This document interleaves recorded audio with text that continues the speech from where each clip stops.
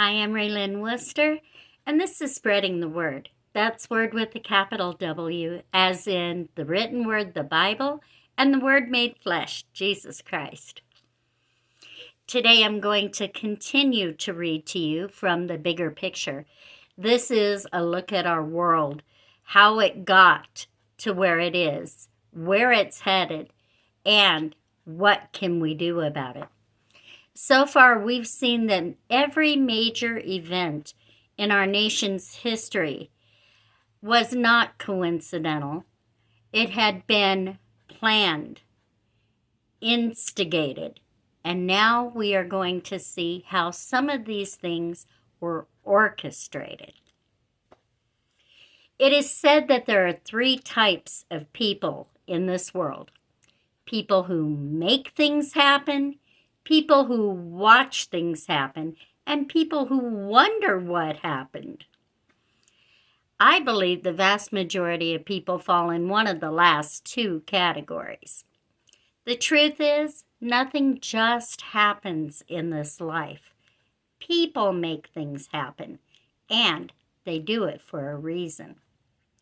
Webster defines orchestrated as elements of a situation that have been clandestinely arranged and directed to produce a desired effect.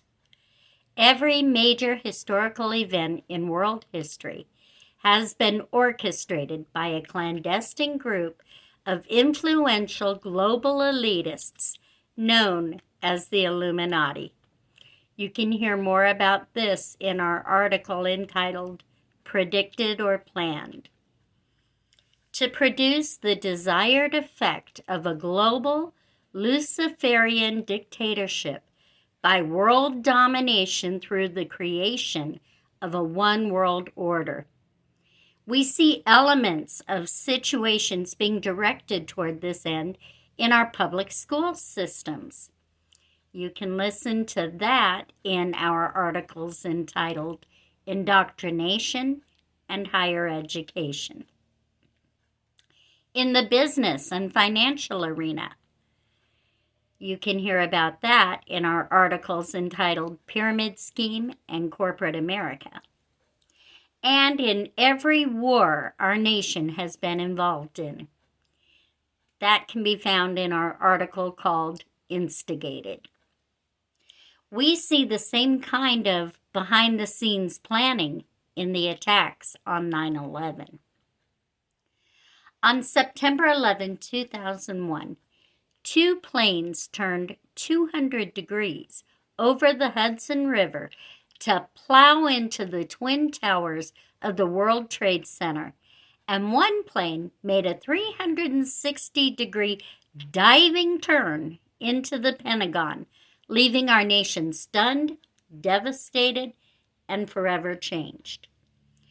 Just as planned. How could this happen? Why? Those were the questions on everyone's lips. And answers came amazingly fast.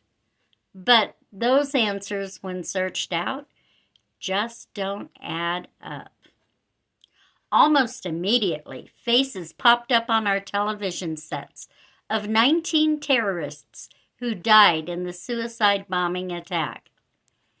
Later, at least 4 of these would turn up in the Middle East, very much alive, protesting their innocence and claiming that their identities had been stolen. How had these terrorists been identified so quickly? In the debris of the fireball that was hot enough to vaporize the tungsten steel engines of the planes that hit the towers, a passport was found. Not even singed. Not covered in the white dust that coated everything for miles around. Lying on top of the rubble. Opened to a picture of a man who must be one of the terrorists. This was used to identify his cohorts, the rest of the 19 terrorists who all conveniently died in the attack. Does that sound just a little too pat to you? It does to me. Just as quickly came up the name of Osama bin Laden, a name which 3 days prior to the attack, the majority of the nation had never even heard before. Though our government had no warning of the impending attack, somehow, within hours, with the buildings still standing and smoking behind their backs, the name of Osama bin Laden was on the tongue of every television reporter, and the photos of the 19 terrorists were on the screen. How did they get this information so quickly? The people who had heard the name of Osama bin Laden knew him well. There is actually a photo of Donald Rumsfeld shaking hands with Osama in the 1980s. When the Soviets invaded Afghanistan, the American CIA sent advisors to train the freedom fighters. Many of the freedom fighters were Saudi Arabian. Osama bin Laden was one of these. He was the son of one of Saudi Arabia's wealthiest businessmen. The term Al-Qaeda, which also was basically unheard of by the public until immediately after the towers were hit, is an Arabic phrase meaning the base, or more specifically, the database. This term was used by the CIA in the 80s to describe a list of American assets in the Middle East. Did you catch that?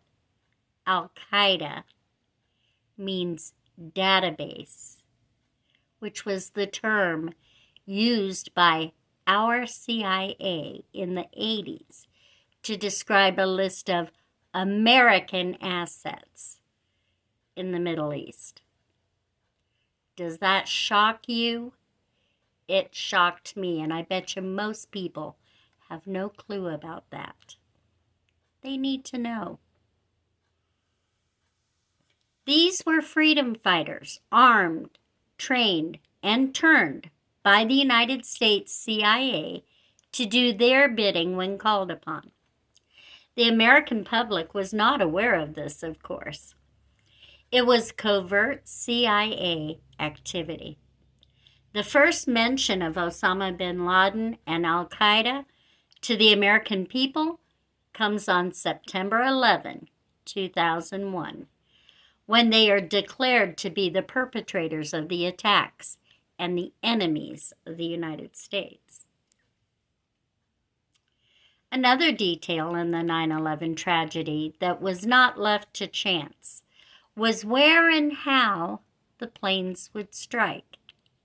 It cannot be coincidence that on September 10th, 2001, Donald Rumsfeld, the Secretary of Defense, yeah, him again, announced that $2.3 trillion of the defense budget had gone missing and could not be accounted for. Look it up. That happened. This huge story becomes insignificant and disappears the very next day with the attack on the World Trade Center and the Pentagon. Interestingly, the plane that hit the Pentagon hit the comptroller's office, the office where the defense budget is kept. And any evidence of missing money went up in smoke. This was a newly renovated section of the Pentagon with all new computer equipment installed. The plane that hit the Pentagon descended from some 5,000 feet into a 360-degree descending circle at 220 miles per hour, which most trained pilots say is virtually impossible, and struck the 3-story structure at ground level. Another incredible aeronautic feat. The plane appeared to target that specific office. Similarly, the plane that hit the tower, similarly, the plane that hit Tower 2 of the Trade Center went into the Marsh McClellan office, a big Securities and Exchange insurance office that had a newly renovated data center with all new computer equipment installed just weeks prior to the crash. Again, the 200-degree turn over the Hudson River to hit this exact spot was a feat that well-trained pilots swear could not be done. So is it possible that these newly installed computer systems contained homing devices that computer-controlled planes would follow like a heat-seeking missile to their targets? It seems more likely than the alternative. The more we look into the details of the attack on 9/11, and there are many more than we've shared here, the more we see the evidence that it appears to have been orchestrated. We've discovered how it could have happened, but the question remains, why? There is an answer to that too, and not surprisingly, the same names surface again. The Project for the New American Century, PNAC, was a think tank based in Washington, D.C., that focused on United States foreign policy. The PNAC's stated goal was to promote American global leadership. Of the 25 people who signed the PNAC's founding statement of principles, 10 went on to serve in the administration of the U.S. President George W. Bush, including Dick Cheney, Donald Rumsfeld, and Paul Wolfowitz, all of whom are Freemasons, and the PNC is widely believed to be a branch of the Illuminati. In September of 2000, PNAC's report stated that their aspiration to conquer and militarize global resources would be achieved much too slowly unless there were some catastrophic and catalyzing event like a new Pearl Harbor. They needed an external threat to galvanize a wave of public indignation that would lead the American people to blindly support and finance PNAC's desires to wage wars, confiscate critical foreign resources, run pipelines through the Caspian Sea, create new overseas bases with an unrestricted permanent military presence, and expand their power throughout Middle Eastern countries through privately owned central banks. All of this is a quote from the Grand Facade of 9/11, found on 911truthseeker.webs.com. I didn't make it up. They needed a 9/11. The other critical element that resulted from the tragedy was the implementation of the Patriot Act. This 342-page document emerged 3 days after 9/11, and Congress was urged to sign it to protect us from terrorist attacks such as the one that had just occurred. This document was not drawn up in 3 days as a response to the attack. It had actually been presented after the Oklahoma City bombing, but was voted down at that time. A bigger threat would be needed to get the Patriot Act passed, a threat like 9/11. In light of this threat, it would be unpatriotic not to sign the Patriot Act, so named for that very reason. And the Patriot Act became law. Hermann Goering, leading member of the Nazi Party and military, infamously said, "Voice or no voice, the people can always be brought to the bidding of the leaders. That is easy. All you have to do is tell them they are being attacked and denounce the pacifists for lack of patriotism and exposing the country to danger. It works the same in any country." The Patriot Act was brought about by fear. Fear instilled for a reason. It was designed to take away our rights and give the government far more control over its citizens and their actions. While granting the government the right to surveil its people, the Patriot Act took away basic rights granted the citizens in the Constitution. Under the Patriot Act, if a person speaks against his government, he can be labeled a terrorist. Once that happens, his rights are gone. He no longer has the right to an attorney or to present his case before a judge. Innocent until proven guilty has gone away with the institution of the Patriot Act. This has already happened. There was an American citizen who defected to Yemen. Though he was acting against the United States, law would demand that he be arrested, represented by an attorney, be able to plead his case before a jury of his peers, be convicted, and sentenced. Not so under the Patriot Act.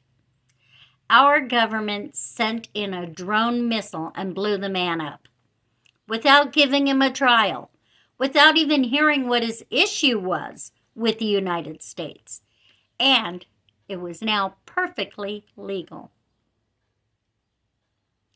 All reasonable evidence points to the orchestration of the attacks on 9/11 as necessary to move the Illuminati one step closer to their goal of world domination, as outlined in Albert Pike's letter, Planning 3 World Wars. Again, listen to our article entitled Predicted or Planned, and the stated goals of the PNC.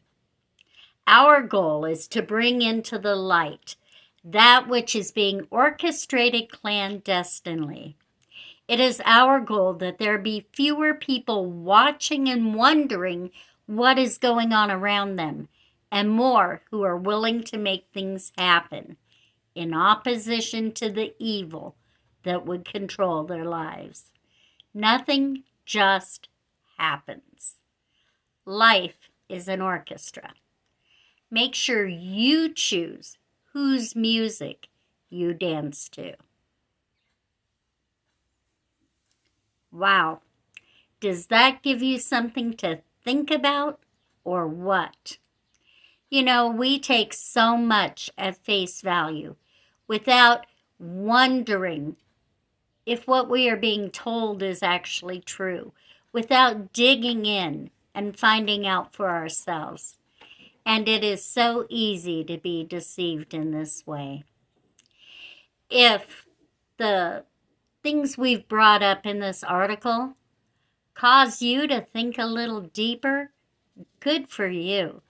And if you know others who really need to be thinking about this stuff too, I ask that you share the video with them. Share the whole series. The bigger picture. There is more going on than most of us are aware of. And as always, please remember to like and subscribe. And in this way, you too help spread the word. Thank you. God bless.